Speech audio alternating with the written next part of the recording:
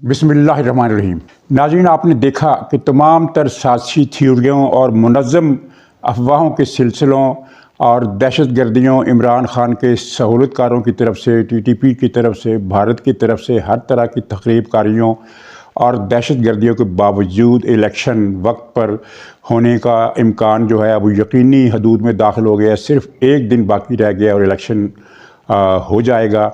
तो जिस तरह के मैं अर्ज़ करता रहा हूँ अपने मुसलसल व्लॉग्स में कि ये जो अफवाहें फैलाई जा रही हैं हकीकत के रंग में कि फ़ौज ने फ़ैसला कर लिया है, फ़ौज के सरबराह की चीफ जस्टिस से मुलाकात हो गई है और जिसमें ये तय कर लिया गया है कि इलेक्शन आगे किए जाएंगे, कुछ 6 महीने का सेटअप आएगा, 1.5 साल का सेटअप आएगा, बावसूख ज़राए ने ये बताया है, मुस्तनद ज़राए ने ये बताया है और इसमें हर तरह के सहाफ़ी शरीक थे। लेकिन आपने देखा कि इन सारी झूठी बयानबाजियों का कोई फ़ायदा नहीं हुआ और इलेक्शन अपने वक्त पर हो रहे हैं। अगरचे TTP ने दहशत गर्दी के सिलसिला तेज़ कर दिया है, वो अपना आखिरी ज़ोर लगा रहे हैं। कल भी डेरा इस्माइल ख़ान में 10 पुलिस एहलकार शहीद किए गए, कुछ ज़ख्मी हुए और मुसलसल इनकी दहशत गर्दी की वारदातें पख्तूनख्वा के बाज़ इलाकों में जारी हैं। लेकिन ये लोग इलेक्शन नहीं रुकवा सके और इलेक्शन रुकवाने की वजह क्या थी वो भी मैं अर्ज़ करता हूँ और इसका PTI के गुल कपाड़े से क्या ताल्लुक़ है और PTI अब क्या गुल कपाड़ा करने वाली है और इसकी मीडिया टीम कितनी नालायक है जो इंटरनेशनल जरीदों में मजमून छपवा रही है लेकिन मजमून छापने का, मजमून का मतन लिखने का सलीका नहीं है। मजमून चीख चीख कर बता रहा है कि मुझे लॉबिंग के ज़रिए पैसे देकर पेड मटीरियल के तौर पर छापा गया है। और फिर पीपल्स पार्टी की मायूसी और इश्तियाल की वजह क्या है, वो बिलो दी बेल्ट वार क्यों कर रही है और इसका मिसाक जमहूरियत को क्या नुकसान हो सकता है। फिर ये है कि इमरान ख़ान के मुकदमात और उनकी सज़ाओं को इंतकामी कार्रवाइयाँ करार दिया जा रहा है और ये कहा जा रहा है कि दरअसल ये मुस्लिम लीग नून की सहूलतकारी है। अच्छा नाज़रीन, सूरत हाल ये है कि फ़ज़ा मुस्लिम लीग को जिस तरह की चाहिए थी वो बन गई है, जिसको अवामी मुहावरे में कहा जाता है कि हवा चल पड़ी है, ये हवा बन गई है। तो वो हवा बन गई और अब भी कुछ मायूस अनासर ये लगे हुए हैं कि नहीं जनाब मुस्लिम लीग नून जो है वो 50-60 सीटों के दरमियान रहेगी, इससे ज़्यादा सीटें हासिल नहीं कर सकेगी। और मैं आपको ये बता देता हूँ कि जो अंदाज़े हैं मुस्तनद अंदाज़े, वो उनमें से कोई भी अंदाज़ा 100 से कम का नहीं है।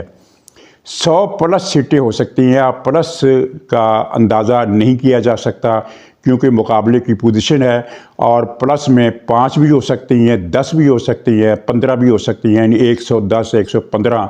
लेकिन ज़्यादा इम्कान यही है कि 100 प्लस हर सूरत में मुस्लिम लीग ये सीटें जीतने जा रही है, 100 से ज़्यादा। उसके बाद के जो हालात हैं उसके मुताबिक फ़ैसला होगा कि कितने आज़ाद उम्मीदवारों को मिलाकर हुकूमत बनाई जा सकती है और कितनी इत्तेहादी पार्टियों को साथ मिलाया जा सकता है। ज़ाहिर बात है, एक जो बात अभी तक नज़र आ रही है वो ये है कि JUI नई हुकूमत में हलीफ होगी और उसके हलीफ होने के इम्कानात बहुत ज़्यादा हैं। 100% इम्कानात की बात मैं इसलिए नहीं करता कि सियासत में कुछ भी अचानक हो जाता है और बाज़ औक़ात कोई यकीनी चीज़ जो नज़र आ रही है उसमें भी फ़र्क पड़ जाता है। तो मुस्लिम लीग हुकूमत बनाएगी और अब इसमें PTI का जो गुल गोपाड़ा है वो एक वाज़ेह शक्ल इख्तियार कर गया है। गुल गोपाड़े की नौयत ये है कि पहली तो ये है कि ये फैला रहे हैं अब ये बात कि इलेक्शन के दिन नतायज जो है वो यहीं रख लिए जाएंगे और लिखे लिखाए इलेक्शन के नतायज जारी कर दिए जाएंगे। ये उनकी बेवकूफ़ी, जहालत या अंधेर गर्दी, आप इसको कोई भी नाम दे सकते हैं, इसलिए कि लिखे लिखाए नताइज तो 2018 में भी नहीं दिए गए थे। उस वक्त भी वो RT सिस्टम बिठाया गया था, तब कहीं जाकर इंतखाबी नताइज में रद्दोबदल किया गया था। रद्दोबदल करके PTI को बहुत सारी सीटें जितवाई गई थी। लिखे लिखाए की नौबत तो तब भी नहीं आई थी। यानी ये बंदोबस्त इस तरह का था कि मसलन किसी जगह मुस्लिम लीग का उम्मीदवार 5 या 10 हज़ार से वोट जीत रहा है तो वहाँ से नताइज में रद्दोबदल करके PTI के उम्मीदवार को 5 या 10 हज़ार वोट से जितवा दिया गया। और ये जो आर्टिस्ट बैठा था, सिस्टम बैठा था, तो उसकी वजह यही थी कि वहाँ से मुसद्दक़ा नताइज ऊपर तक ना पहुँच सकें और फिर हमें टोटल में रद्दोबदल करने का मौका मिल जाए। अब वो चीज़ नहीं है, तो अब रद्दोबदल कैसे होगा? अब तो मौके पर सिस्टम ऐसा बन गया है कि मौके पर जो एक कौमी असम्बली की सीट के मरकज़ी नताइज उसी हल्के में जारी हो जाएंगे। बाद में इलेक्शन कमीशन चाहे वो 2 दिन के बाद वो जारी करे, लेकिन उस हल्के के तमाम लोगों को पता चल चुका होगा कि किस उम्मीदवार ने कितने वोट लिए, इसमें रद्दोबदल कहाँ से आ गया। दरअसल ये गुलगप्पारा इसलिए तैयार किया गया है कि पीटीआई को अपनी रिपोर्टों में वाज़े तौर पर नज़र आ गया है कि हम हर जगह हार रहे हैं सिवाय पख्तूनख्वा के। और पख्तूनख्वा में भी ये इलेक्शन इसलिए रुकवाना चाहते हैं कि ताकि सारे इलेक्शन मुतनाज़ हो जाएं। ज़ाहिर है कि अगर पीटीआई पख्तूनख्वा में एक सिंगल लार्जेस्ट पार्टी बनकर सामने आती है तो फिर ये इस इलेक्शन को मुतनाज़ा कैसे बनाएगी, उसका मुतनाज़ा बनाने का केस जो है वो बहुत कमज़ोर हो जाएगा। इसलिए अब पीटीआई की पूरी कोशिश है कि पख्तूनख्वा में इलेक्शन ना हो सकें, ताकि बयानियाँ ये बन जाए कि पख्तूनख्वा में तो इलेक्शन हुए ही नहीं, क्योंकि वहाँ पीटीआई 100% जीत रही थी, तो उसके बगैर जो बाकी सूबों में धांधली हुई है और हम इंतखाबात को नहीं मानते, इसके नतीजों को नहीं मानते, और इस तरह वो मुतनाज़ा करने के लिए उनकी दानस्त में उनको एक प्लेटफार्म मिल जाएगा। और मैं फिर दोहरा दूं कि अगर पख्तूनख्वा में इलेक्शन हो जाते हैं और पीटीआई सिंगल लार्जेस्ट पार्टी बन के आ जाती है, अक्सरियती पार्टी नहीं, सादा अक्सरियती पार्टी किसी सूरत वो नहीं बनेगी, सिंगल लार्जेस्ट पार्टी बनेगी। जब वो बनेगी तो फिर उसका बयानिया कमज़ोर हो जाएगा कि मियाँ आपकी पार्टी जहाँ मजबूत थी वहाँ आपको सबसे ज़्यादा सीटें मिल गई, तो धांधली कहाँ हुई। यानी वो एक ओवरऑल जो इम्पैक्ट होता है धांधली के शोर का वो गैर मौसर हो जाएगा या कम मौसर हो जाएगा। तो पीटीआई को ये खदशा है, इसकी वजह से उसकी जान निकली जा रही है कि अब क्या होगा। यानी अब तो एक दिन रह गया राफिया, अब क्या होगा, ये सूरत हाल है उनकी। और अब एक दिन रह गया है तो इलेक्शन होंगे। इलेक्शन के दिन दूसरी बात में जो आपको खबर दे रहा हूँ वो ये है कि पीटीआई ने 8 फरवरी को दंगे फसाद का एक बड़ा प्रोग्राम बनाया था, वो अब खुड्डे लाइन लग चुका है, ख़त्म हो चुका है। उसकी वजह क्या थी? उसकी वजह 2 वजूहात है उसकी। पहली वजह तो ये थी कि इंटेलिजेंस ज़राए ने हर जगह पर नज़र रखी हुई थी कि कौन कौन आदमी गड़बड़ कर सकता है। किसी को पकड़ लिया गया, किसी को पैगाम दे दिया गया कि मियाँ हमारी तुम्हारे ऊपर नज़र है, तुम पर नज़र है, ख्याल रखना ज़रा। तो एक तो ये प्लान उनका नाकाम हुआ, और दूसरी वजह ये है कि दंगे फसाद करने के लिए जितनी अफरादी क़ुव्वत इन्हें चाहिए थी वो इन्हें नहीं मिल सकी। तो ये 2 वजह मिलकर इनका दंगे फसाद का जो प्रोग्राम है वो मनसूख हो गया है, क्योंकि उन्हें पता चल गया है कि दंगा फसाद उस सतह का होना नहीं है, लेकिन मार जो पड़नी है वो उस सतह से बहुत ऊंची जगह जाकर पड़नी है। यानी मुनाफा तो नहीं होना, लेकिन घाटा बहुत हो जाना है। यानी उतना दंगा फसाद नहीं हो सकेगा जितने हमें जूते पड़ेंगे। तो उन जूते पड़ने से बचाव के लिए इन्होंने ये प्रोग्राम मनसूख कर दिया। और यही वजह है कि आज ही आपने ये वो गौहर जान का ये बयान पढ़ा कि हम मज़ीद तसादुम नहीं चाहते। इस बयान का मतलब बहुत सारे लोगों को समझ में आ गया, कुछ लोगों को अगर समझ में नहीं आया तो वो भी समझ में आ जाएगा। इस बयान का मतलब क्या है? वो इदारों को मैसेज दे रहे हैं कि 8 तारीख को हमने जो दंगे फसाद का प्रोग्राम बनाया था वो हमने लपेट लिया है। इनके फ़िक्रे के ऊपर गौर करें। कोट अनकोट फ़िक्रा है कि हम अब मज़ीद तसादम नहीं चाहते, जितना तसादम हमने करना था कर लिया, अब मज़ीद की गुंजाइश नहीं। तो अब इनका सारा इन्हिसार 2 बातों पर है। एक, पूरे मुल्क में धांधली का शोर कि जनाब ये तो लिखे लिखाए नताइज आ गए हैं, और दूसरा पख्तूनख्वा में दहशत गर्दी पर ज़ोर। और इलेक्शन डे अल्लाह करे, उम्मीद है खैर खैरियत से गुजर जाएगा, लेकिन वहाँ जो इनकी प्लानिंग है वो ठीक नहीं है, वो ख़तरनाक है। और इसका मुजाहरा थोड़ा सा इन्होंने क्रिक नाम का शहर है वहाँ इन्होंने किया है, पुलिस के साथ दंगा फसाद किया, लेकिन उसका इन्हें नुकसान क्या हुआ है? नुकसान ये हुआ है कि इदारों को पता चल गया है कि इनकी दंगा फसाद करने की अहलियत कितनी है। क्रिक में चंद 100 लोग भी नहीं थे जिन्होंने फसाद किया, बल्कि फसाद करने वाले दर्जनों में थे। जो उस मौके पर मौजूद थे वो चंद 100 थे, और पुलिस ने थोड़ी देर के बाद उन पर काबू पा लिया। इसका मतलब यह है कि ये इतना बड़ा दंगा नहीं कर सकते अवाम की सतह पर कि जिस पर काबू ना पाया जा सके। ये बहुत अहम बात है। क्रिक में हालात पर बहुत जल्द काबू पा लिया गया। कोई आदमी मरा नहीं, कोई आदमी सीरियस ज़ख्मी नहीं हुआ। लाठियाँ लगने से, पत्थर लगने से फरीकैन के मिल मिलाकर 10 के करीब आदमी हैं जिनको चोटें आई हैं, और सीरियस हालत किसी एक की भी नहीं है। तो इसको हम कह सकते हैं, बड़े आसानी से कह सकते हैं कि कानून नाफज करने वाले इदारों ने कामयाबी हासिल की और बड़ी सुकून और इत्मीनान के साथ कुछ ज़्यादा फड्डा फैले बगैर उस पर काबू पा लिया। और लोग जो गिरफ़्तार किए, जिन्होंने पुलिस की गाड़ियों को जलाने की कोशिश की, पथराव किया, उनको गिरफ़्तार किया गया और मामला वहाँ ठंडा हो गया। तो अवामी सतह पर तो ये सबूताज नहीं कर सकते, इन्होंने हर जगह अपनी ताकत इस्तेमाल करके देख ली है।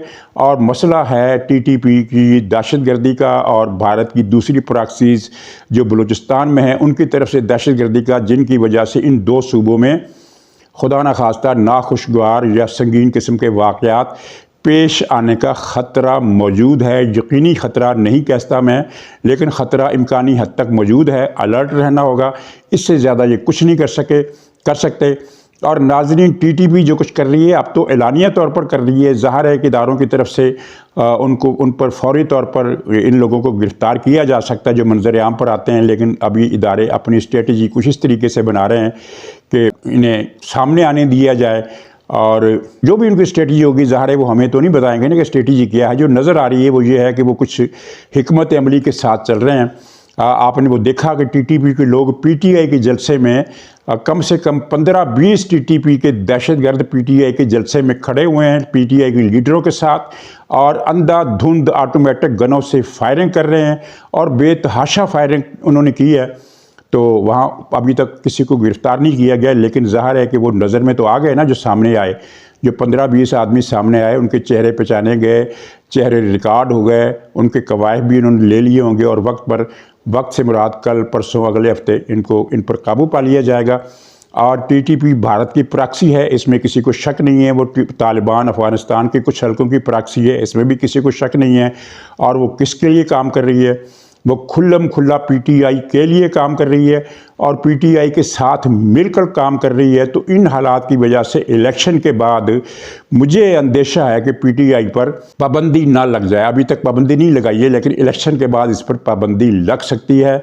चाहे इसकी सीटें 10 हों, चाहे इसकी 30 हों, चाहे इसकी 35 हों, इस पर पाबंदी लग जाएगी। क्योंकि दहशतगर्दी, भारत से लिंक, तालिबान से लिंक और जो यहूदी कनेक्शन है वो तो अपनी जगह पर पहले ही इस्टेब्लिश हो चुका है, लेकिन ये भारत वाला मसला ज़्यादा ख़तरनाक है। तो इस पीटीआई पर पाबंदी लग जाएगी इलेक्शन के बाद।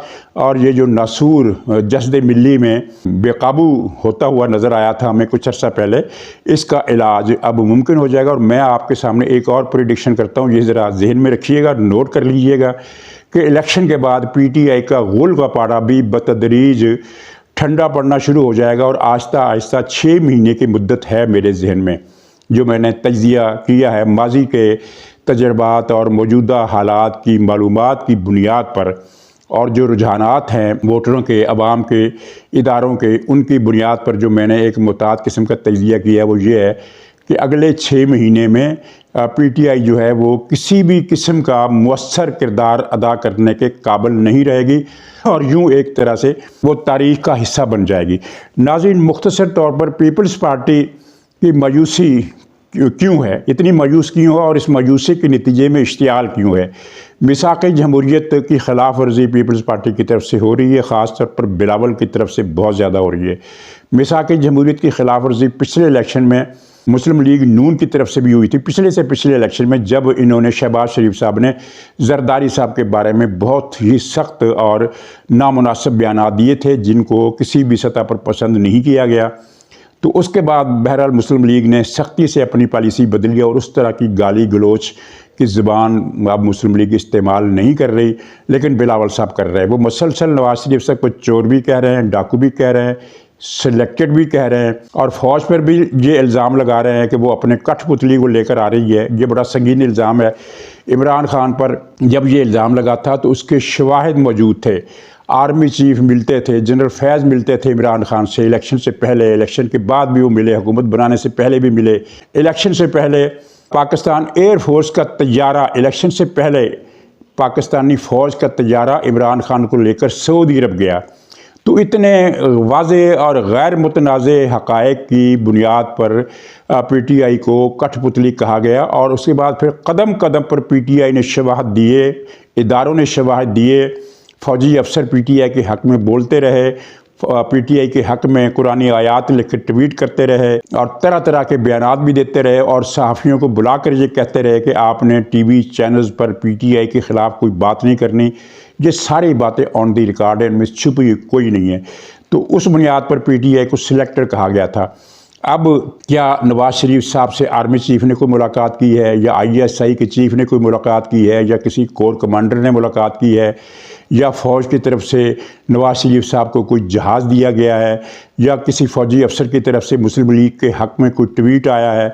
यानी वो सैकड़ों वाक़यात जो PTI के दौर के हवाले से फ़ौज ने किए, उनमें से एक वाक़या भी हुआ है। असल में चूँकि PTI को वो चीज़ नज़र नहीं आ रही जिसका वादा बाजवा ने इनसे किया था। ये नुक्ते की बात है, इसको ज़रा तवज्जो से सुनिए।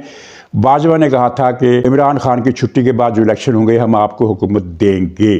फिर वो बाजवा साहब ही न रहे। तो इस बात की मायूसी है। और उसके बाद आपको याद होगा कि उसी ज़माने में पीपल्स पार्टी के रहनुमाओं के ये बयानात तसलसल से आने लगे थे कि अगला वज़ीर आज़म बिलावल होगा। ये ख़बर की बुनियाद पर, एक तो होता है ना जलसे में एक नारा लगाया जाता है कि अगला वज़ीर आज़म बिलावल या अगला वज़ीर आज़म फलाना अब्दुल्ला भट्टी, इस तरह की बातें नहीं। वो इन्होंने ख़बर के अंदाज़ में ये बातें TV पर भी चलाई थी, प्रेस कॉन्फ्रेंसों में भी कही थी, बयानात में भी कही थी, और तजिए नगारों से भी कहलवाई थी। तो उसकी बुनियाद ये बाजवे का वादा था। वो बाजवा नहीं रहा। अब इलेक्शन अपने दम पर लोगों ने जीतने हैं, मुस्लिम लीग ने भी अपने दम पर जीतने हैं। पीपल्स पार्टी ने बादअज़ां कोशिश की कि जनूबी पंजाब में उसका रिवाइवल हो जाए, लेकिन नहीं हुआ। जनूबी पंजाब में मुस्लिम लीग नून का वोट बैंक, कमाल की बात है या सितम ज़रीफ़ी कह लें कि जनूबी पंजाब में मुस्लिम लीग नून का वोट बैंक पहले से बढ़ गया है। अब पहले से बड़ा है तो पीपल्स पार्टी की मायूसी है, इसलिए बिलावल साहब ये गालम गलोच की ज़बान पर उतर आए हैं। तो फिर उनके साथ क्या हुआ, कराची में उनको बड़ी उम्मीद थी कि हमें बहुत सीटें मिलेंगी, लेकिन कराची में जब बारिशें हुई और कराची में जो तबाही मची उसका बयान नाकाबिले बयान है। तो कहने के बाद से ये नहीं है कि बारिशों से कितनी तबाही हुई, कहने की बात यह है कि बारिशों के बाद कराची के अवाम ने पीपल्स पार्टी के बारे में जो जज्बात ज़ाहिर किए सड़कों पर खड़े होकर, वो TV पर नशर करने के काबिल नहीं है और ना ही इस काबिल हैं कि व्लॉग में दोहराए जाएँ। तो बिलावल साहब को एक पनिशमेंट तो कराची ही में मिल गई है। और अब पीपल्स पार्टी सिंध में तो इलेक्शन जीतेगी, इसमें कोई शुबा नहीं, लेकिन जनूबी पंजाब से उसकी जितनी उम्मीदें थी वो ख़त्म हो गई हैं। जनूबी पंजाब में पीपल्स पार्टी को कोई ख़ास जगह नहीं मिल रही, और ये उनकी मायूसी की वजह है। और गालियां देने की एक दूसरी वजह भी है। वो PTI के वोटर्स तक ये एक मैसेज देना था कि तुम नवाज़ शरीफ के जितने दुश्मन हो उससे बड़े दुश्मन हम हैं।